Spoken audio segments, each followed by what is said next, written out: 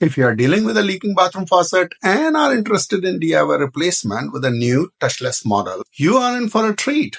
The convenience and the hygiene benefits of a touchless faucet combined with top brand quality at a reasonable price can significantly enhance your bathroom decor. That is exactly what drew me into the world of DIY faucet replacement. Despite my thorough research and watching countless tutorials, I encountered hurdles none seemed to cover. It wasn't as straightforward as I was anticipating, leading to moments where I found myself stuck mid-project. For unboxing and installation quick videos, check out the links in the description. I will walk you through why I chose DIY route instead of hiring a plumber. But be warned, irony here is of getting hands dirty to install something designed to be hands-free. I'll cover the faucet selection, criteria, right quality, necessary tools, some challenges I faced, and how I tackle them. And finally, experience after honeymoon period is over. Plus, how to snag one of the top model at a discounted price. Let's dive in.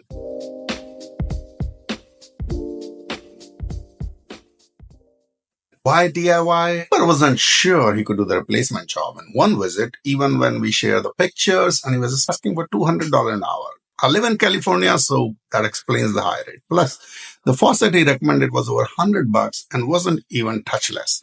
He didn't have much experience with installing touchless faucets. After hearing him, I realized it's kind of risky to go with him because if there is an issue tomorrow, he might say, I don't know how to do it. Finding a quality, easy to install product become priority. My wife's hesitancy over the cost, including the model, which is non-touchless, echoed our past experience with the garbage disposal replacement. The project required 2 visits and extra purchases due to sizing issues, leading to a custom work to make it fit.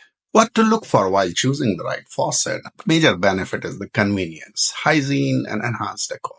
So the focus was to find a touchless faucet that is most reliable, has the least number of complaints, and hopefully doesn't leak. I went through reviews of so many products to get there. The top quality result in minimum maintenance. Will it even work when battery is dead? Automatic turn off after how many minutes? Another aspect to be considered was the placement of the faucet sensor. Its location directly affects the faucet's operational efficiency. Ensuring minimum false triggers requires visiting the manufacturer website. Felt like window shopping on the road you drive. Everything nice until you see the price tag. You look at Home Depot, Amazon, Lowe's, they all are super costly price, almost 200 plus minimum for any model. Funny thing is that every brand has a lot of different models. It's just that slight change in the faucet. Like Home Depot, Lowe's, and Costco, they all keep different models, but the real product is actually more or less the same.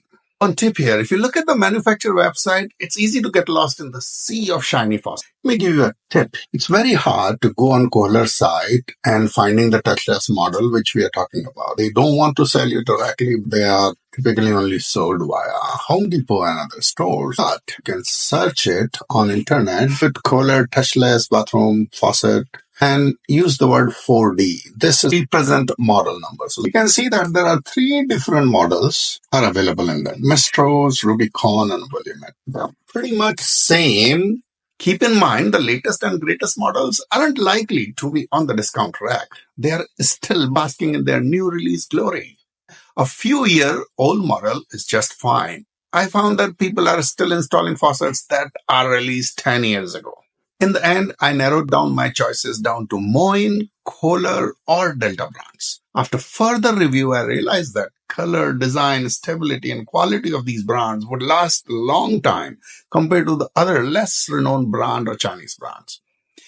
But then the prices are still $250. Amazon has similar options for about $200, but that's still a lot of money. Initially, I preferred a non-touchless faucet to save money, but when I explained the long-term benefit and the hygiene aspect, especially in today's world, she began to see the light. Convincing her was part of the journey, and getting her on board was like getting the final stamp of approval of my DIY project permit. I knew I needed help with the installation. On eBay, they are available for $130, which is significantly better than the online retailer or Home Depot are charging. Well, this is, it says silver, but it's basically chrome. Keep looking and you can find a very good deal. See, this guy is selling Rubicon for new for 97. This is a very good deal here. This is a 4D model. This is brushed nickel bathroom faucet. But if you look at this one, this is the chrome one, a little bit more costly. But if you keep an eye on that and make offers, this was selling literally a new one, and it's also brushed nickel, but it's accepting make offers. Use that to your advantage. It has 100% positive reviews, 686 reviews, so it's a decent. It's 239 is the original price, as you can see on the Kohler's website. But now here you can get it for $119, and if you can give him an offer of $100, probably he'll accept it. 4D is the key. They don't want to sell you directly, but on eBay, these models do show up for a very good price. Since I had some time, I decided to make offer on a few eBay products and was able to get one for just $95 plus tax. The model name was Kohler Willamette. The eBay dealer had a very good reputation, so I wasn't worried. The condition was listed as new, which was super important, and the packaging was unopened. This is crucial because you never know what you're getting with an open product. With those factors noted, I ordered the device. The model number 4DP Willamette, and this one 39298. It's a very close number. This represents Rubicon, and this one is Miss Rose.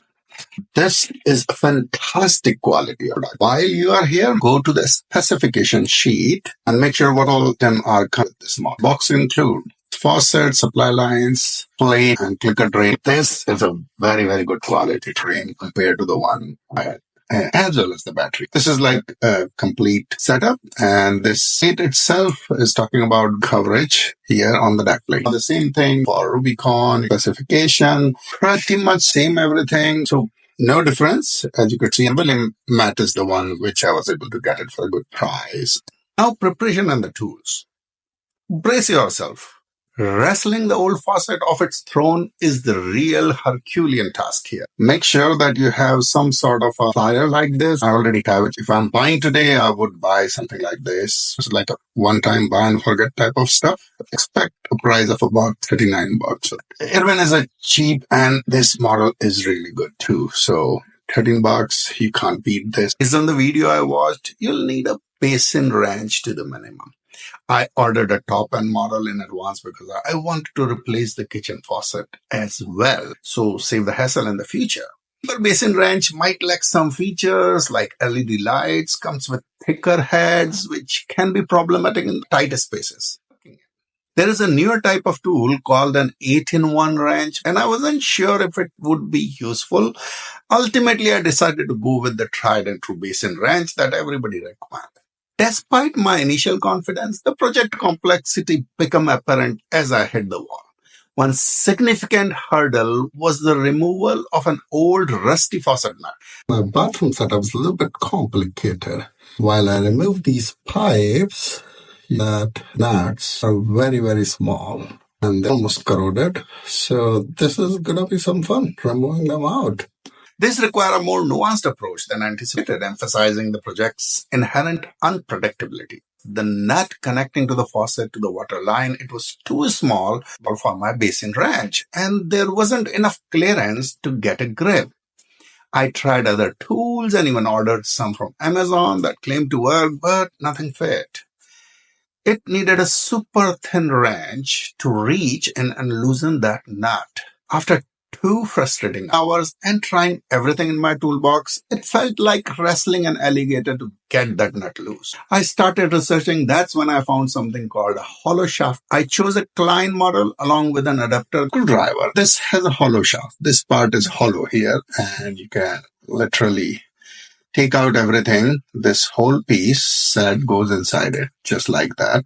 Along with this model, you also need to buy Model 65300. Having tools with this model, remember this 32500 HDRT. It's crucial that you buy exactly this model with HDRT is for ratcheting.